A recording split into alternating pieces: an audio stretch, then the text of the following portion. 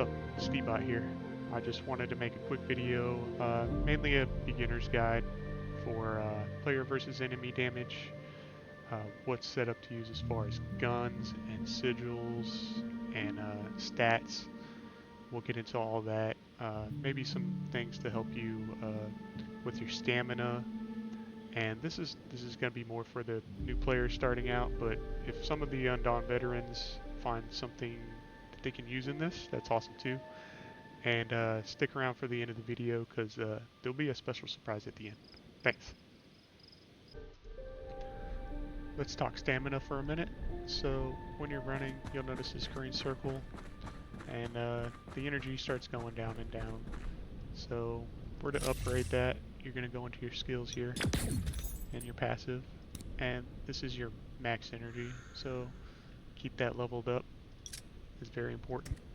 Some things to remember about stamina when you're using like the LMG and some certain heavy weapons. Whenever you start firing, it kind of slows you down for a minute. You're walking for a second, then it speeds you back up.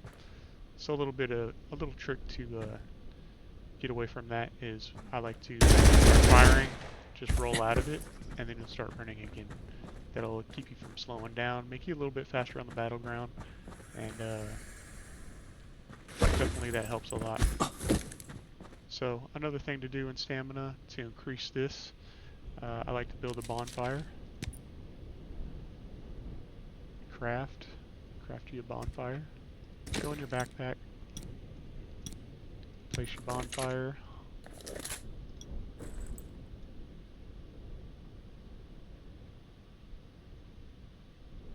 And warm up. This gives you a little bit of stamina boost for a little while. It does die off when you die or get killed. So just remember that if you're going to be in Radiation Island or something where you're going to die a lot, this is not really that probable to have. But in like PvP situations or any PvE situation really, if you're running a lot, this definitely helps. You're not going to die that often. And so you can see now it kind of increased a little bit. Another way to do it, gives you a little extra boost, probably a lot of people don't know this, is if you wave at somebody, you have to target somebody and wave at them, you'll see a little yellow star come up, and that actually increases your stamina just a little bit more. So just another tip on stamina to help you out running around, being a little bit faster. One more thing on stamina, if you're running on low on stamina, just walk for a second and you'll see it starting to refresh. And then you can sprint again. And every few seconds, just let go of the shift button if you're using PC, and you can see it start to increase. I also like to roll sometimes. So if you see like me running every few seconds and you roll, look at that. That bar goes back up. It kind of boosts you a little bit. So every few seconds roll and you'll see the stamina come up a little bit. It's an extra little boost of speed. And just remember, like, just pulse it. Let it go for a second and let the stamina fill back up. I want to talk real quick about stats, my opinions of stats. Other people may have different opinions, but you know, this is what I focus on. Of course, max HP, max armor, all that matters. Everything matters in this game, really. Damage, awesome, yes, and I find armor piercing, especially in PvE situations, more viable than damage. So it just seems like you don't get a lot of armor piercing in this game compared to how much damage you have. So getting extra armor piercing definitely helps. Also, what helps is your critical hit. This is something where you're hitting critical points and you're making critical damage. These are very important as well, especially if you're stacking damage, like on the light machine gun and like your tenacity and concentration. That critical hit really does help, and you really don't get as much of that as you get in damage. I mean, I've got 1435 critical hit I've got 1321 armor piercing, but I have over 5300 damage. So I mean, all of it really matters, but I find that if you're working on genes or your sigils, I try to find things that add more armor piercing, add more critical hit, add more critical damage, and these things really do help a lot. What helps mostly is your percentage stats on guns. Alright, let's talk about guns for a little bit. What do I like to use in player versus enemy situations? I like the LMG, of course. Um, this all depends. There's two really good guns in PvE situations. The number one gun being the Origin Shotgun. Uh, Even in PvE situations, PvP, this is the number one damage gun in the game. However, you have to be at a very close distance to use this weapon to its full potential. You can see right here, increases damage dealt by 16% when hitting targets within 7 meters. There's not really good measurements in this game. 7 meters is whatever. I just say it's pretty close. So in situations where you're going to be battling a boss from far away or you're running around a lot, the LMG makes way more sense. And this thing's pretty awesome too. Increases your damage by 3% for 6 seconds each time you hit a target. Can be activated once every 0.5 seconds and stacks up to 5 times. So this is kind of like having a tenacity chip, a little mini tenacity chip for your weapon. It's an awesome skill to have. I'll go a little bit more into player battles. I do switch both of them around a lot when I'm fighting, and we'll show you that how to use that with swift reload too. So in swift reload, the sigils. This is what I like to use for PvE. So if you have at least 4 of them equipped, 2 of them equipped, you'll have 1 skill. If you have 4 of them equipped, you'll have the extra skill. So yeah, if you go in here and click on your sigils, if you have 2 more equipped, this increases your main weapon magazine capacity by 8%. That's okay, not too interesting, but the 4-piece, so if you have 4 sigils, 4 of the same sigils equipped, holstering your main weapon regains your ammo by 10% per second. Rolling and sliding will reload your ammo. Cooldown 15 seconds.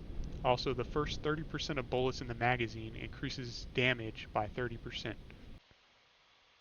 So just remember in this scenario that only submachine guns, assault rifles, and light machine guns can trigger this. This means shotguns, your Origin shotgun, is not going to matter of having swift reload for extra damage. And we'll show you some PvE action of my District 13 this week, and I'll show you how to use these guns with the swift reload setup. Before we go into the District 13 action, let's talk about modifications for a second.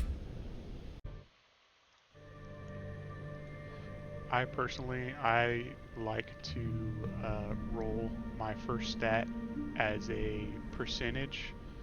So I'll show you an example. Like on my pants, I spent 3,200 coatings just to roll my damage reduction.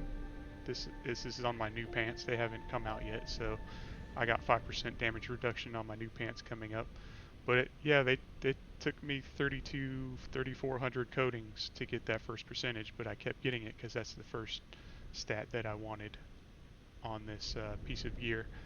And of course, after that, you're going to start spending nanos to get the next stats. I always aim for the percentage stats on.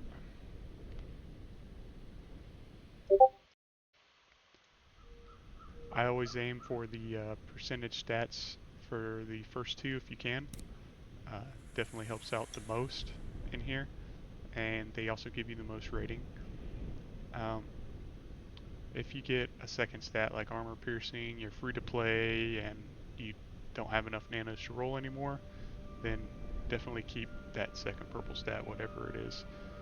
This is all your opinion on how you want to mod your weapons and your armor. You can tell here that I only went for the damage reduction on this one. I probably ran out of nanos or something. So if we, let's see, I'll buy, what, 30 coatings? I don't know how many nanos I got. So roll, see if you can get a second purple. Oh, I can do one more. Probably won't get it, but you never know. Oh. So yeah, roll until you get your second purple stat. Like I said, if you go for these percentages, they'll definitely help you out a lot more than any of the other ones, especially on your armor. Max armor damage reduction. Those two stats are very important. I'll probably roll for those more than I'd roll for anything else. So like on your shirt, you'll get torso reduction. On your hat, you'll get head reduction. On your pants, you'll get leg reduction. I don't find that as important as the other two, so as long as I get my main damage reduction that covers the whole body, I'll focus on that first, and then I'll focus on the other damage reduction items. As far as weapons, yes, I do try to get the top two rated ones, the percentage ones. They help you the most. So let's get into some District 13 action. I'm going to show you how it all pulls together, how I use it in battle. So this is what I like to do when I do PvE battles when I start out. Of course, most of the times you want to blast your minigun right at the start. There you go. Blast your special, all. Start pounding on it.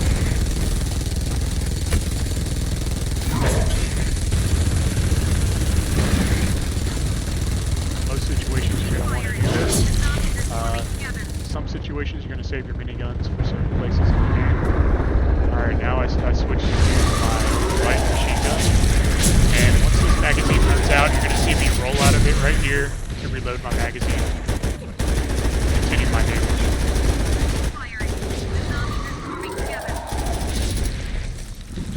So you're going to do that every other reload. Roll out.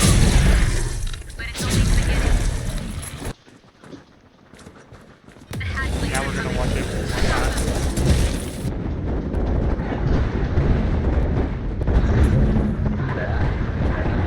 Let the first magazine run out all the way. Roll back, reload.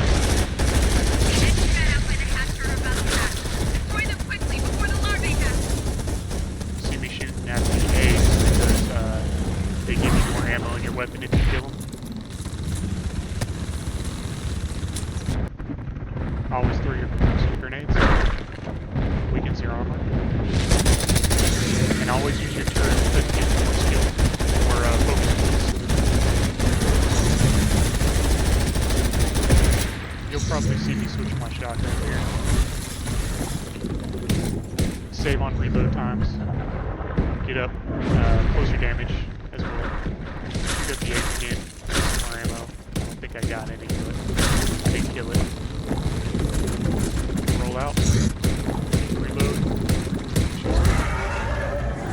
That's kind of how I do it. I want to talk a little bit about critical points. Hitting certain spots on monsters will direct damage. And you'll see here, kind of aiming for his head mostly. I'm also tanking at the same time here, so you'll see me roll a lot to dodge his slams. But mostly aiming for his head, and I believe the spikes on his back are also a critical point. So, just another thing to increase your damage. Aim for certain spots on mobs. Of course, if you don't have gold chips, your regular damage is going to be in white, and your critical damage is going to be in yellow. If you have gold chips, your damage is going to be in purple. And if you have gold chips, all your damage is going to be in red. And then your drone and turret damage are all going to be in white colors. So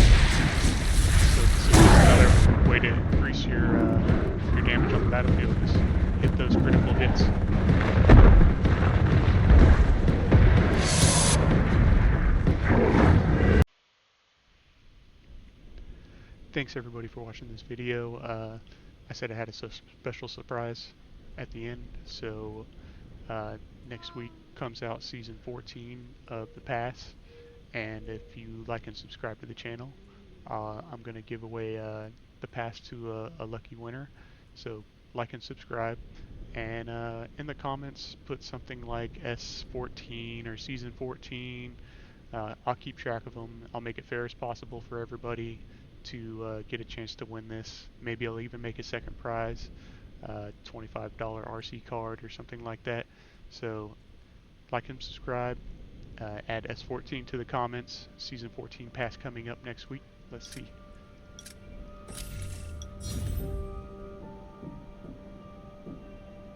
This ends on the 12th, so in about a week. So definitely pay attention to that, and also like and subscribe. A couple people that also stream and are coming up on YouTube and Twitch. Rain, my elite member, you can see his YouTube at Rain right here, and my roomie Madison Avery, she streams on Twitch, so go check them out. And thanks everybody. I love you guys. You guys have a wonderful rest of your week.